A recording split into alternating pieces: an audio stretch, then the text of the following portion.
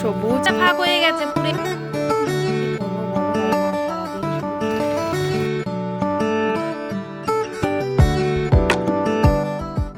Good morning, একটা নতুন সকাল, একটা নতুন দিন নিয়ে চলে এলাম আর একটা নতুন ভিডিও নিয়ে।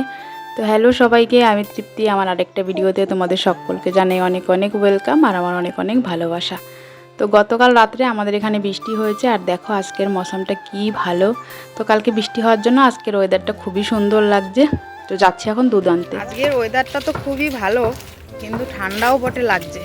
স্নান করব কি না করবো দ্বিধায় পড়ে গেছি এখন। তো দুধ নিয়ে আসলাম, যাচ্ছি এখন ঘরের দিকে। আর দেখো আজকে খুব ঠান্ডা, দেখো দুজনের কাণ্ড। দোকানে গেলেই কিছু একটা লাগবে, তো নিয়ে নিয়েছে ক্রিম রোল একটা। চলো যাই ঘরের দিকে। চলে এসেছি ঘরে আর একটা ক্রিম রোল নিয়ে দুজনের ভাগাভাগি চলছে। আর কালকে আমার ছেলে কি কাণ্ড করেছে সেটা তোমাদের একবার দেখাই। এই যে পুরো জায়গাটা দেখছো, আর এইখানে একটা পুরো জায়গা, এখানে একটা পুরনো মোবাইল যেটা আমার আগে ভেঙে গেছিলো, সেই মোবাইলের ব্যাটারি এখানে রেখে জানি না কি করেছে, নিজে নিজে আগুন ধরে গেছে। তো আমি এই পুরা দাগগুলোকে দেখে এত অতবম্ব হয়ে গেছি যে কি ধুয়ে কি করব বুঝতে পারছিলাম না। ওই জায়গাটা পুড়ে গেছে, তো ওইখান থেকে ফেলে দিয়েছি, এইখানে এসে পড়েছে। এইখানে এসে পড়ে এই জায়গাটাও পুড়ে গেছে। এই দেখো, কাল পুরো ঘরটা ধোয়া ধোয়া হয়ে গেছিলো, ভাগ্যেস আগুন ধরে যায়নি সব জায়গায়। সাহস করে যে ওখান থেকে ফেলেছিলাম, আমি ভেবেছিলাম মোবাইলের ব্যাটারিটা বোধহয় বাস্ট হয়ে যাবে, ওই জন্য এদেরকে সাইড করে নিয়েছিলাম। আর ততক্ষণে এই জায়গাগুলো পুড়ে গেছে। এত দুষ্টামি করলে বাচ্চারা বলো তো কি হবে? এদেরকে এত বোঝাই, এত বলি, কিছুতেই আমার কথা শোনে না। হ্যাঁ, এত বোঝাই, বোঝো না তো, কিছুই জানে না।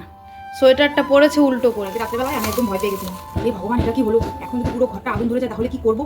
মানে আমি ভয়ে যে কি হয়ে গেছিলাম নিজেই বুঝতে পারি না। মেয়েটাকে, মানে ও কাছে ছিল, মেয়েটাকে ধাক্কা দিয়েছে, ও একদম রান্নাঘরে এখানে এসে পড়ে গেছে, পড়েই তো কান্না শুরু করেছে। আর এদিকে আমার ভয় হচ্ছে যদি বাস্ট হয়ে যায় ব্যাটারি তাহলে কি হবে। মানে আমি ভয়ে এক জায়গায় হতভম্ব হয়ে দাঁড়িয়েছি, এ কি হলো। ততক্ষণে জায়গাগুলো পড়ে গেছে, তবুও সাহস দেখিয়েছে বিছানা থেকে ওটা ফেলে দিয়েছি, নাহলে পুরো বিছানাটাই আগুন ধরে যেত। তো যাই হোক, ঠাকুরের অশেষ কৃপা যে অতটুকুতে থেমে গেছে আর বুঝতে পেরেছে ওটা সরিয়ে দিয়েছে, ওটার উপর জল ঢেলে। চোটে আমার ছেলে দেখো বিছানা গুছিয়েছে, সব কম্বলগুলো কিভাবে ভাঁজ করে করে ওইখানে রেখে দিয়েছে। কে বলেছে ওগুলো খোটাতে?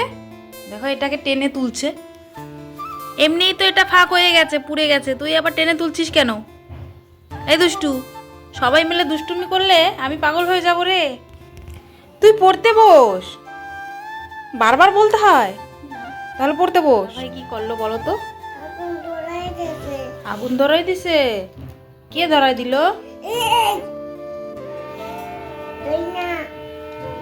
কে ধরাই দিল মা আগুন? মাম্মা, আগুনটা কে ধরালো? কই আমি বাইরে গেছি, বাইরে যাইনি তো। আগুন কে ধরেছে এখানে? কে ধরাইছে আগুন? দাদা? দাদাকে মেরে দেবো? দাদা দুষ্টুমি করে তাই না? নিয়ে আসো, একটা লাঠি নিয়ে আসো। কি না না, তোকে ও নিজে মারতে বলছে, বুঝতে পারছিস তুই কত দুষ্টামি করিস? তাহলে ও তোর দেখা দেখি দুষ্টামি করে, তুই যে দুষ্টামিগুলো করিস সেটা দেখা দেখি করে, ও নিজে থেকে কোনো দুষ্টামি করে না। আর তুমি দুষ্টামি করো না। আগুন কম করে থয়ে গেলাম, দুধটা উতরিয়ে পড়ে গেল।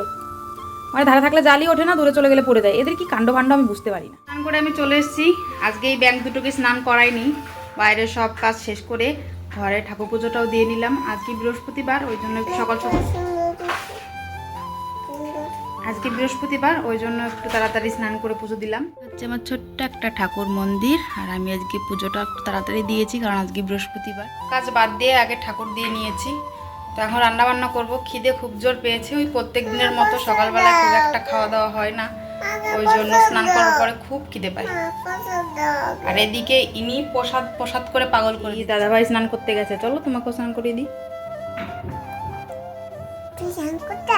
হ্যাঁ, আমি তো স্নান করেছি। তুমি স্নান করবে? আচ্ছা, ভেরি গুড। আমার বলি স্নান করতে চলে এসে বাথরুমে, তাই না? ঠান্ডা লাগছে, তাড়াতাড়ি স্নান করিনি। স্নান করা হয়ে গেছে মা? আম্মু বুড়ি স্নান করা হয়ে গেছে। এত ঠান্ডায় ভেবেছিলাম স্নান করাবো না, কিন্তু দু ভাই বোনে স্নান করার জন্য পাগল হয়ে গেছে, তাই না বাবা? তাড়াতাড়ি আয়। আইছি। আমার সোনা তাকাইবে, আমার সোনা কইবে।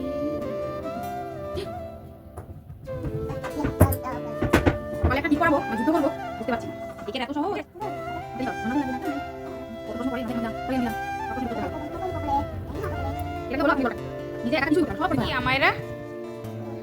এগুলো কি করছিস?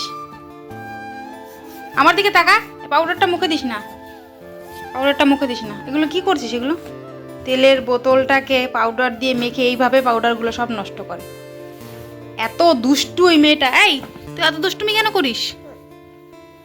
ও দুষ্টুমি জানেই না, তাই না? থাকো, হ্যাঁ আমি রান্না বান্না করি, তাড়াতাড়ি রান্না করি। তাহলে কি সঙ্গে যেতে হবে? চলো, বাহন সাথে নিয়ে নিয়েছি, এবার রান্না বান্নার কাজে লেগে পড়ি। আর কি, এই তো জীবন। তুমি খাওয়া বাদ দিয়ে গেলো কি করছো? হ্যাঁ, আমার এই দুষ্টু পাখিটাকে এখন আবার দিয়েছি দুধ কর্নফ্লেক্স। সকালে একবার খেয়েছে, এখন ঘড়িতে প্রায় বাজে 12টা, এখন আবার খাচ্ছে।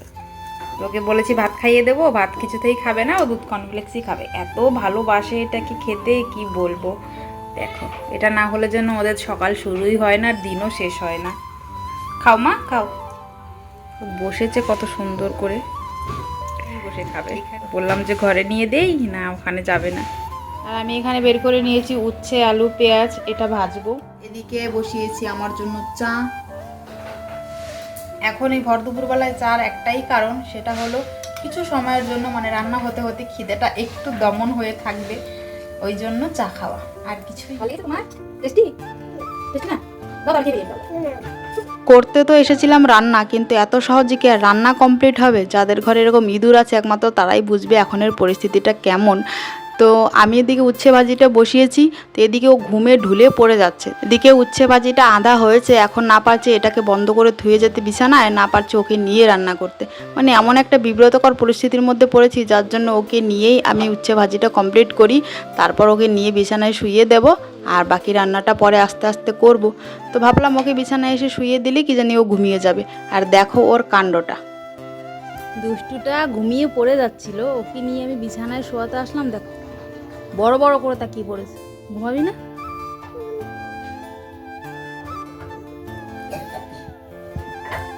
অবশেষে ওকে বিছানায় থুয়ে এসে আমি বাকি রান্নাটা কমপ্লিট করছি। আসলে রান্নাটা এখন না করলেও হতো, ভাজি দিয়ে ভাত খেতে পারতাম, কিন্তু উচ্ছে ভাজিটা যেহেতু ছেলে খায় না, ওই জন্য আমাকে রান্না করতেই হলো। সেই সময় থেকে কাঁদতে কাঁদতে একা একাই ঘুমিয়ে পড়েছে। কী করবো বলো, রান্নাও করতে হবে। ও এখনই ঘুম পেয়ে গেছে, আজকে একটু আগে ঘুম পেয়ে গেছে, ওর টাইম হয়নি ওর ঘুমানোর, তো বাস একটু আগে স্নান করে দিয়েছি, তো ওই জন্য আগেই ঘুম পেয়ে গেছে। সবজিগুলো সিদ্ধ হলেই হয়ে যাবে, ব্যাস। এই হচ্ছে উচ্ছে আলু ভাজা। তরকারিটা হলেই আমার রান্নাবান্না কমপ্লিট, তারপরে খেয়ে দিয়ে আমিও একটু শোব। সারাদিন ছেলেমেয়ের সঙ্গে এইভাবে চলতে থাকি না, আর ভালো লাগে না। ওদেরকে নিয়ে বেরিয়েছিলাম একটু রাস্তায় হাঁটতে, যেহেতু আমরা প্রত্যেক দিনই বেরোই। আসলে চার দেওয়ালের মধ্যে থাকতে থাকতে না ওদেরও ভালো লাগে না, ওই জন্য ওদেরকে নিয়ে একটু হাঁটতে বেরোই, আর হাঁটার জায়গাও শুধু এইটুকু। তাই ঘরের দিকে হাঁটতে এসেছিলাম, তো হাঁটতে এসে মনে হলো বিপদে পড়ে গেছি। ছেলেমেয়ে যে হারে দৌড়াচ্ছে, আর গাড়ি ছাড়িও খুব সমানে চলছে, তো আর হাঁটবো না, এবার যাই ঘরে। এমনিও এখন অন্ধকার হয়ে আসবে। চলো তাহলে আজকের মতো আমার ভিডিওটা এই পর্যন্তই। দেখা হবে পরের ভিডিওতে। সবাই ভালো থেকো, সুস্থ থেকো, নিজেদের খেয়াল রেখো। আর আমার ভিডিও যদি ভালো লাগে তাহলে অবশ্যই একটা লাইক করো। চলো, টাটা।